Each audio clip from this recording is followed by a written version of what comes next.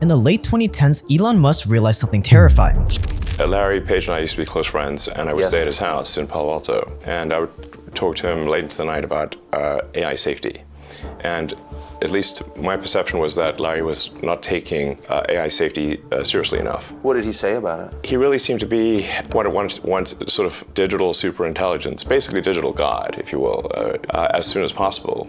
He wanted that? Yes. He's made many public statements over the years that the whole goal of Google is what's called AGI, Artificial General Intelligence, or Artificial Superintelligence. No, and I agree with him that there's great potential for good, but there's also potential for bad. And so if you've got some radical new technology, you want to try to take the set of actions that maximize the probability it will do good and minimize the probability it will do bad things.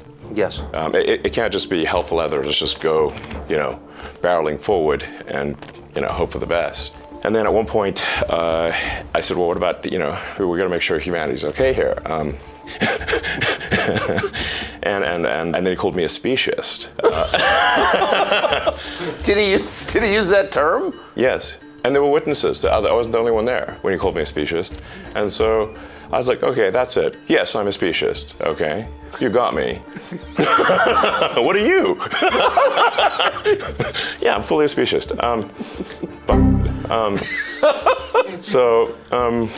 That was the last straw. AI, one of the biggest potential threats to humanity, was being monopolized by one single company, Google, which is headed by this guy who isn't a speciesist. At the time, Google owned 3/4 of all the AI talent on the planet, and no one was even trying to compete with them. In Elon's eyes, AI could be more dangerous than nuclear warheads. So if we continue down this path, Larry Page, the guy that clearly doesn't value humanity, may end up being the only ones in possession of these weapons of mass destruction. And that was the final straw for Elon. At the time, Google had acquired DeepMind, and so Google and DeepMind together had about 3/4 of all the AI talent in the world. They obviously had a tremendous amount of money and more computers than anyone else. So I'm like, okay, we have a unipolar world here, where there's just one company that has close to a monopoly on AI talent and computers, like scaled computing. And the person who's in charge doesn't seem to care about safety. This is not good. So Elon brought together some of the top people in the world of AI and startups to create OpenAI. Elon wanted OpenAI to be the complete opposite of Google's. OpenAI would be open source, a non-profit. That is fully open, because Google was closed for profit. So that's why the open in OpenAI refers to open source, transparency, so people know what's going on. Yes. OpenAI was founded as a nonprofit, and there are some very influential people at the creation of OpenAI who basically decided or had the feeling that with the speed of AI, once we're going to hit AGI, which is artificial general AI, which is an AI that can do everything or anything that a human can do. Once we would hit that point, it would create a massive shift in society that we're not prepared for. This is Lior Sinclair, by the way. He's an AI researcher and the founder of AlphaSignal.ai, the biggest AI research newsletter.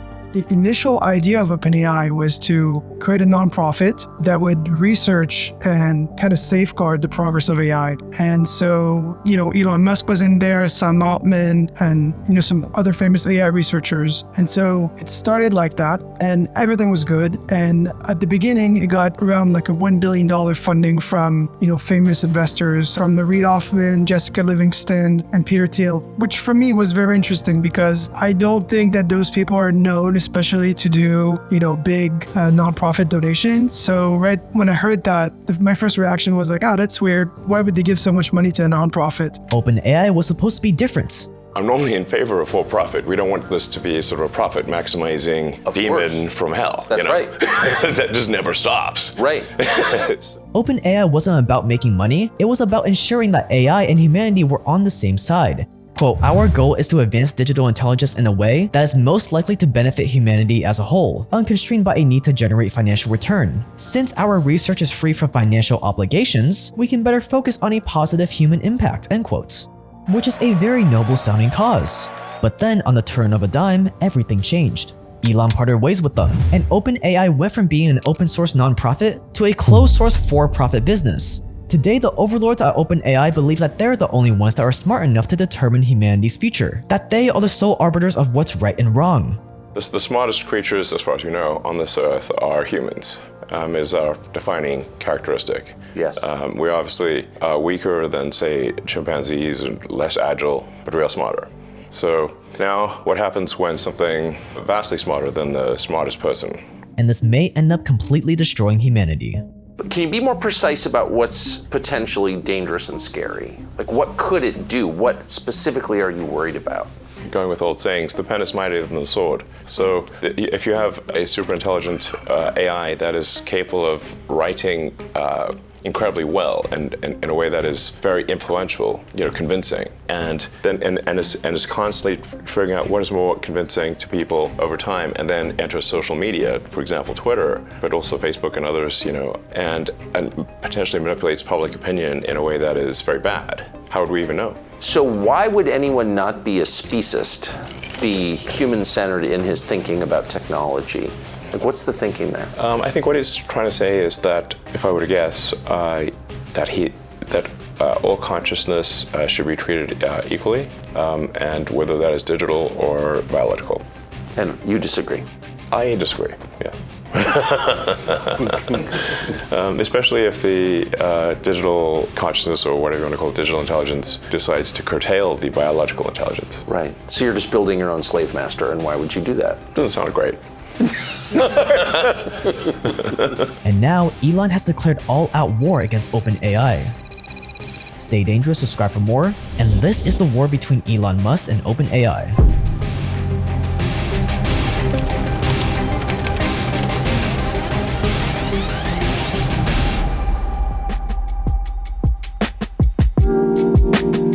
And by the way guys, if you're like me and you prefer having a super simple minimalist wardrobe so you don't have to stress about what to wear, then you gotta check out True Classic. I don't need to tell you how hard it is to find a good t-shirt. Oftentimes they're expensive, don't fit well, the fabric doesn't feel high quality, but with True Classic, their best-selling t-shirts are super affordable while having a super clean, simple fit, while also being really comfortable. The chest fits well, the sleeves aren't too big or too small, the back of the neck hole is flush with your skin, so you can be comfortable while looking your best. I got a pack of their white t-shirts and another pack of their black ones, but it's not just t-shirts. True Classic is your one-stop shop for your entire wardrobe, including joggers, outerwear, and every kind of shirt type you could want. And for a limited time, you can upgrade your wardrobe with 25% off using the code JAKE with the link below. That's 25% off with code JAKE by pausing the video and clicking the link below.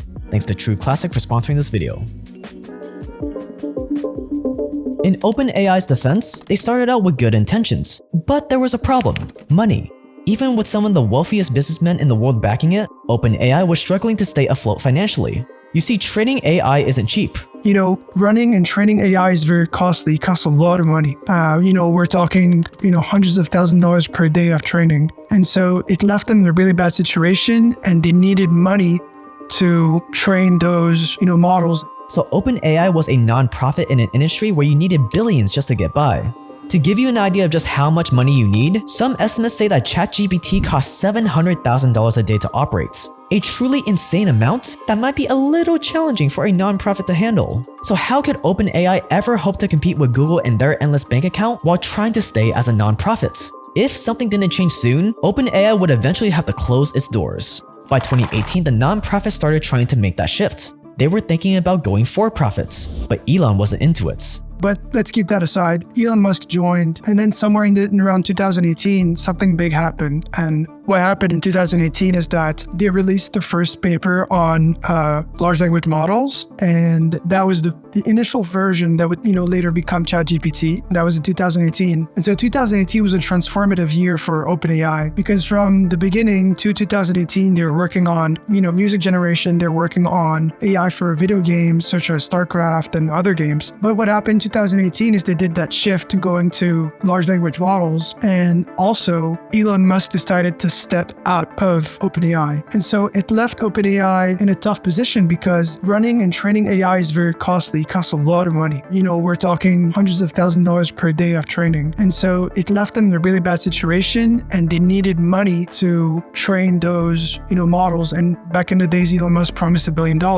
After he stepped out, they had to find the money elsewhere. And that's where Microsoft came in, and they invested that $1 billion back in 2018. So 2018 is a crazy year for OpenAI, and I think it sets the tone for everything that happened, up to now. This caused a lot of tension between Elon and the rest of the OpenAI board. Elon did not want to stray from their original ideals. Elon even tried to take over the company to run things his way, allegedly, but the other co-founders wouldn't budge. So Elon left. back in the days, it was clear that it would be for profit. What I think could have happened maybe is that OpenAI had the money problem early and said, if we were to continue doing our research in AI, we're going to need more money. And to do that, we might need to create a paid product or switch from nonprofit to for-profit. At that point, I think Elon Musk must have said, I'm not in for that. I'm out. That was in 2018. And when he left, Elon took the $1 billion donation he promised to the company with him. Elon told the press that it was a conflict of interest because he was working on self-driving cars that used AI at Tesla. But the truth was Elon was biting his tongue. And now that Elon was out of the way, OpenAI was free to do as they pleased. But now they faced another big problem. Now, OpenAI was short $1 billion. Back in the days, Elon Musk promised $1 billion. And, after he stepped out, they had to find the money elsewhere.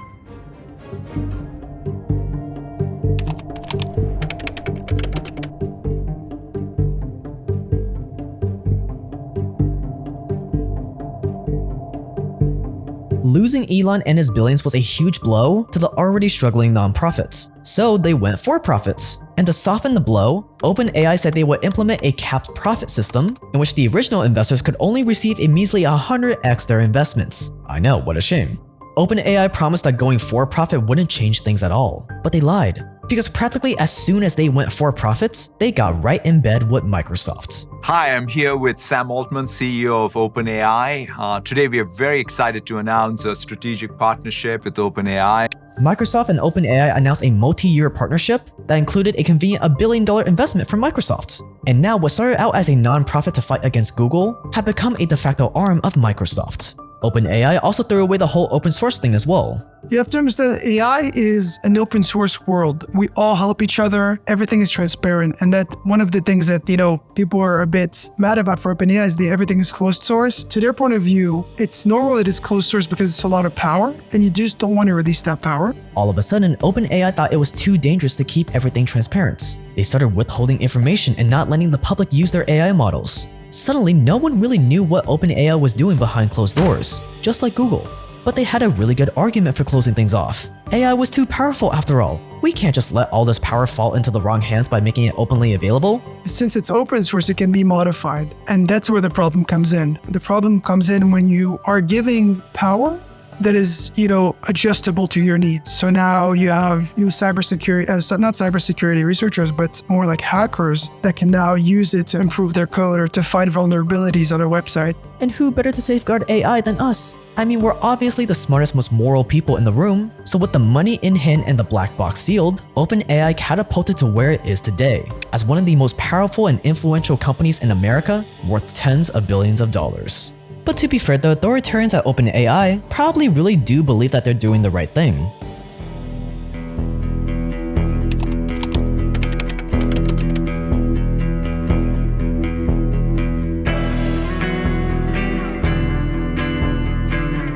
I think one of the most interesting facts about OpenAI is that Sam Altman does not have any share in the company. So know that. Yeah, it's kind of crazy. He's the CEO and he's not making any money off OpenAI. I guess it's just like reputational. And also, I'm sure he's giving himself a good salary, but he doesn't have any equity in OpenAI. So I'm not sure about the other co-founders like Ilya and Greg, but for Sam Altman, I know he has no equity in it. Okay, makes sense. I didn't know that. If that's the case, then you can pretty much assume that he actually really does believe in their mission and everything. Yeah, but it's very interesting because there's a lot of mystery around this because you have to think about this. Sam Altman is a startup veteran. Okay, he was running Y Combinator. Sam Altman was a very respected person in the Silicon Valley, and everything in Silicon Valley screams for profit capitalism, right? And so you have to ask yourself, why did he drop everything? He had one of the best jobs in the world, and it wasn't an easy way to become a billionaire. But why did he drop everything to start OpenAI? Also, another co-founder of OpenAI was Greg Brockman, I think, and he was at Stripe, which is definitely for profit. So and the third person was Ilya, which I believe he maybe have a higher purpose because he's like an AI researcher with no kind of business or startup or capitalistic motive. And on top of that, OpenAI is making an effort to safeguard it. So what's cool at OpenAI is that even though they are the ones who are pushing the boundaries, they're also the ones safeguarding it. And that's super interesting. I don't see any company doing that. So OpenAI will release ChatGPT, and then right after that, they'll release a report saying what jobs will be impacted by it. And I feel like it's very honorable. It's a good thing they're doing. They're also partnering up with independent research lab to make sure that ChatGPT and GPT are, cannot run off by themselves and, clone themselves and just be independent. So they're doing a lot of things to safeguard it. But as they say, the road to hell is paved with good intentions. And with OpenAI having more power and influence than ever before, while actively training their AI to lie, Elon Musk decided it was time to sound the alarm one last time.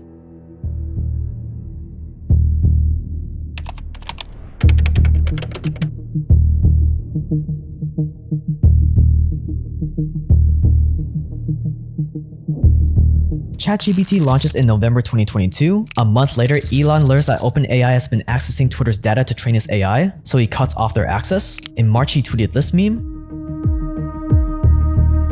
And then in early April, Elon Musk and others called for a 6-month pause in AI research. But this was more of a symbolic move to get eyeballs. Elon knew that there was absolutely no chance a pause would actually happen. Look, I think, is a pause realistic? It's not. Is it a symbol that might be, about the pause? And so it's an important symbol, I think, to the world and to the world of AI that, it's kind of an alarm more than, I don't think it's realistic. I don't think it will be implemented. It's just impossible to implement because even if a research lab pauses, another just could continue for another country. How do you even decide who's pausing, who's not pausing? So it's impossible to decide that, but I think it's an important alarm. It's an important red flag that things are going too fast and we need to slow down a little bit or think about the repercussions of all of that.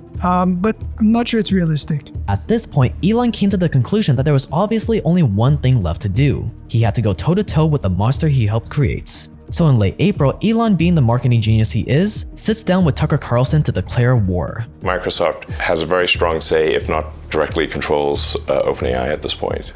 So you really have an OpenAI-Microsoft situation, and then Google DeepMind are the other two sort of heavyweights in this arena. So it seems like the world needs a third option. Yes. I think I will create a third option. I'm worried about the fact that it's being trained to be politically correct, which is simply another way of being saying untruthful things. Yes. So that's a bad sign. There's certainly a path to AI dystopia is to train AI to be deceptive. So yeah, I'm going to start something which you could call truth GPT, or a maximum truth-seeking AI that tries to understand the nature of the universe. And I think this might be the best path to safety in the sense that an AI that cares about understanding the universe is unlikely to annihilate humans because we are an interesting part of the universe. Hopefully. Elon's new AI company is called X.AI, and he made sure that he was the only person in charge by listing himself as the sole director of the company. Elon made it clear that he'll do whatever it takes to go toe-to-toe with OpenAI and Google, and whichever company comes out on top will be in control of humanity's future. But Elon's got some steep competition ahead of him, with Microsoft putting another $10 billion into OpenAI. However, the real money and power might not just be with the actual AI models from OpenAI or Google or even Elon's company. The real power will be in the data. I think this is where the world of AI will go, is that, AI is very open source, so everybody has the same models or almost the same. And the big difference is going to be the data. The big difference is going to be, I trained on a data set you can't train on. I have the deal with Reddit to train my GPT on all of Reddit. And if you do, they're going to sue you because we have an exclusive deal. So there's a lot of, repercussions and a lot of, I think, there's a lot of secret partnerships and deals that are going to happen in the next 20, 50 years with AI because the power is not the model. The power is not the AI. The power is in the data. That's fascinating. I didn't think about that because, data is already so valuable these days, but now it's just going to become more valuable. Yeah, exactly. Data is super valuable. And, there's right now, in the last few months, there's a lot of controversies regarding Stable Diffusion, and Midjourney and all these generative AI for art. And, a lot of people are saying, yeah, they're ripping off artists without their, approval. And they train those models on that. And we don't have any laws to prevent that. And, it's very hard to say, was that illegal? Nobody knows, but maybe what's going to happen is that we're going to see a huge shift in the world of startups, where startups are going to have their monetization and business plan around the data they can sell instead of what the product does. So maybe the product is free, maybe the product, is just attracting people to train data on. And so that's going to be a big shift that is going to happen in the next 10 years. But fear not, because it's not all doom and gloom. Like every revolution before it, the AI revolution will make a select few very, very wealthy. So I decided to get Lior's take on what opportunities he sees in the space right now that you can take advantage of, being that he's neck deep in the trenches every day. Well, I think to make money in the AI revolution, and we're gonna go over all of it in an upcoming video, so make sure you subscribe. And if you want to keep up with AI, also be sure to sign up for Alpha Signal, Lior's free AI newsletter, where he literally built his own AI models to scour the internet and send a weekly summary of the top research papers, repos, and tweets happening right now in the AI space straight into your inbox. This isn't a paid ad or anything, it's just really cool, and it's read by over 50,000 world-class researchers and engineers from Google, OpenAI, Amazon, Facebook, and more. And you can sign up for free by clicking the square on the screen. Stay dangerous, and we'll see you in the next one.